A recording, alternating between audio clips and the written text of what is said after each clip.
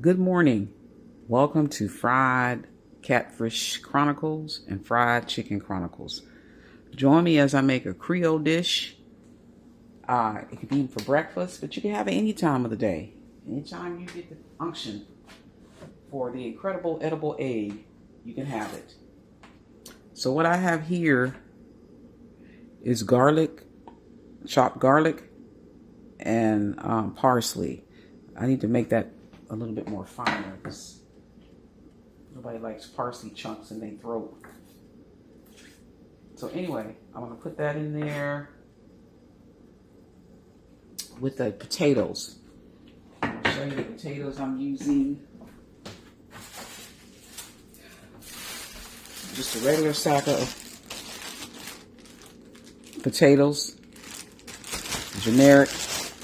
And they small. I don't know if we having a potato famine like the Irish. They small, little bitty old things, but they're called golden potatoes. But I think any potato will do.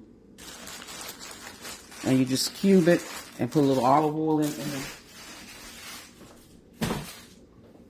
in the skillet. Here's the olive oil. This is some good stuff. Old extra virgin oliva. Olio extra virgin de oliva. Filippo Berrio is the name of it. So a little olive oil already in the skillet. Okay. So I'm going to put the parsley. I just thought of the parsley this morning. I normally don't use parsley. And garlic chunks. And garlic and potatoes go good. They go hand in hand like a hand in glove. So go ahead and put the parsley in there. Spin it around.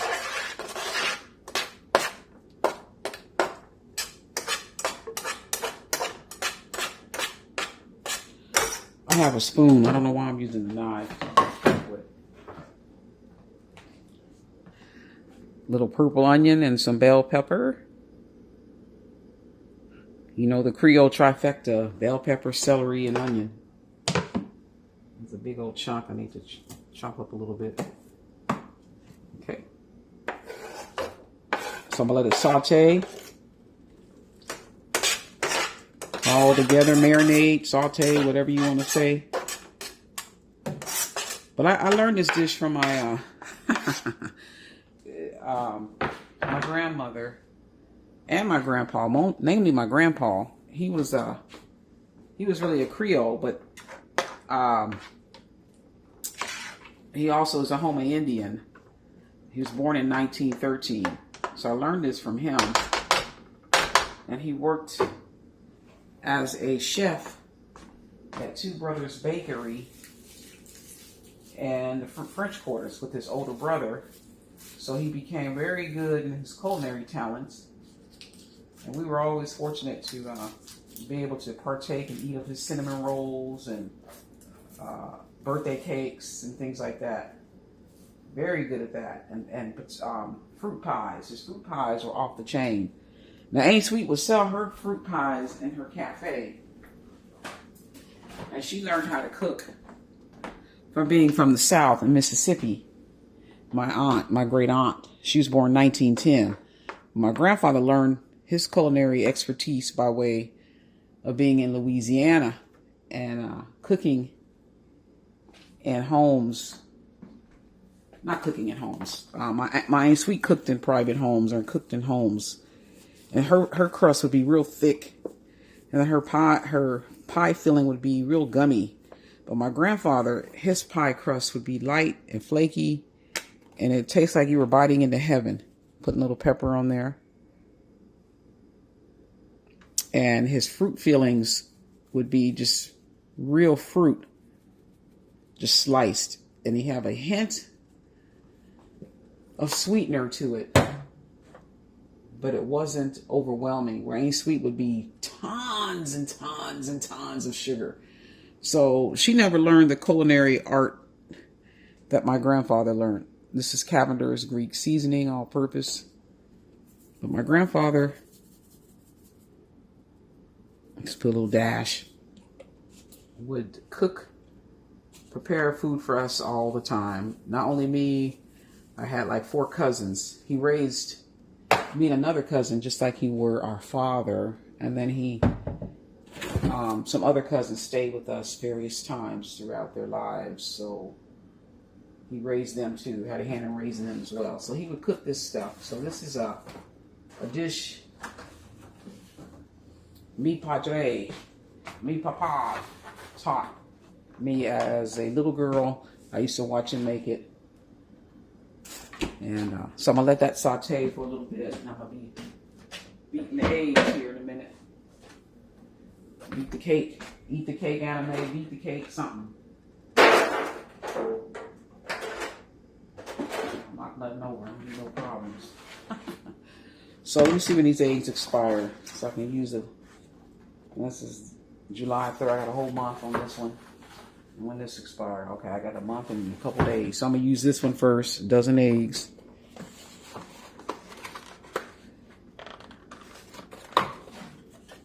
So, just going to crack some eggs.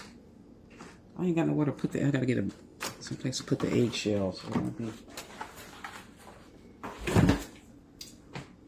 And you can switch up with this recipe. You can put shrimp, all kinds of stuff, seafood with it, but I just want just the eggs. Just the eggs. So, I was real fortunate because I grew up in a household where I had 2 amazing cooks. My grandmother was a phenomenal cook. She was from Woodville, Mississippi, and man, that's what I should have learned from her, how to cook. I can cook a little bit, but not the way she could cook. And everything had gravy.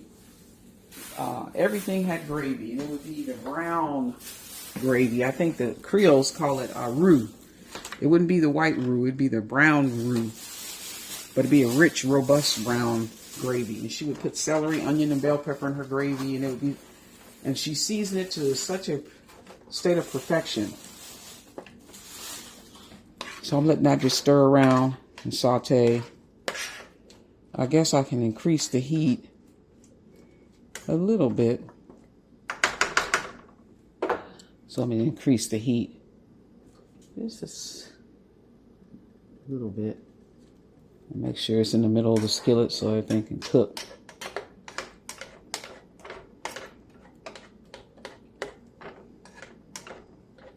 These potatoes don't brown as easily as, it take a long time for them to brown. So you may, instead of the golden potato, you may want to use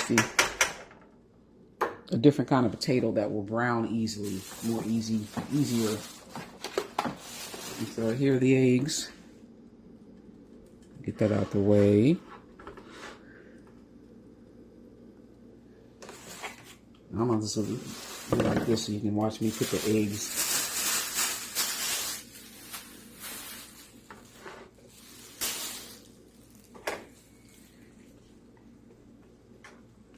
Eight minutes already and I ain't have nothing done.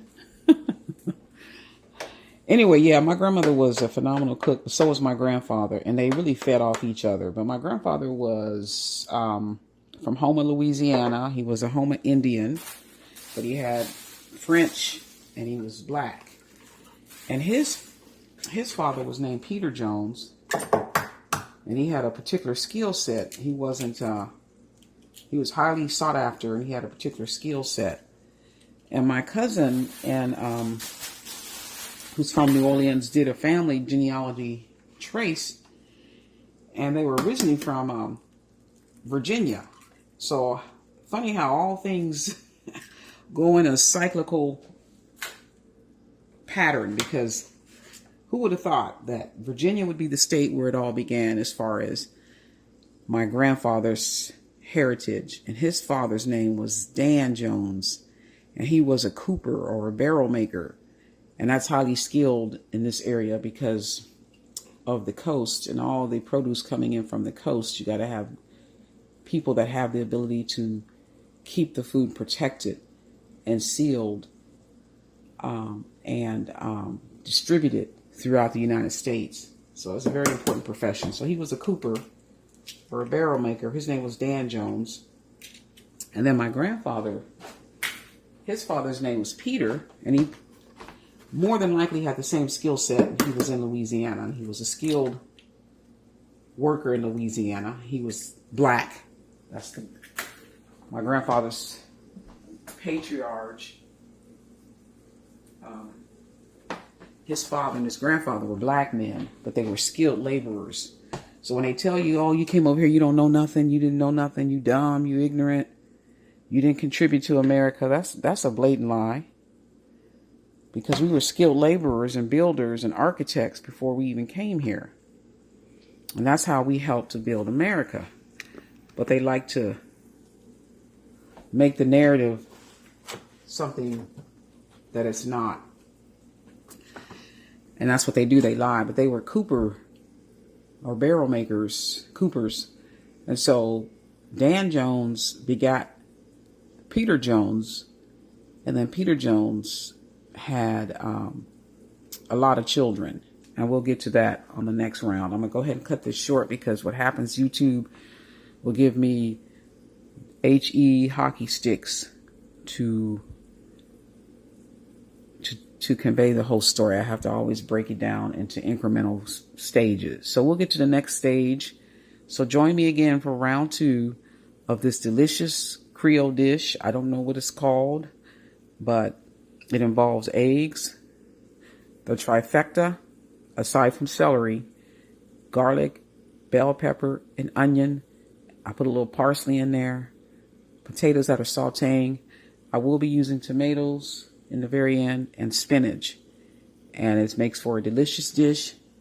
It's very vegan friendly as well, but it's really good. So stay tuned for round 2.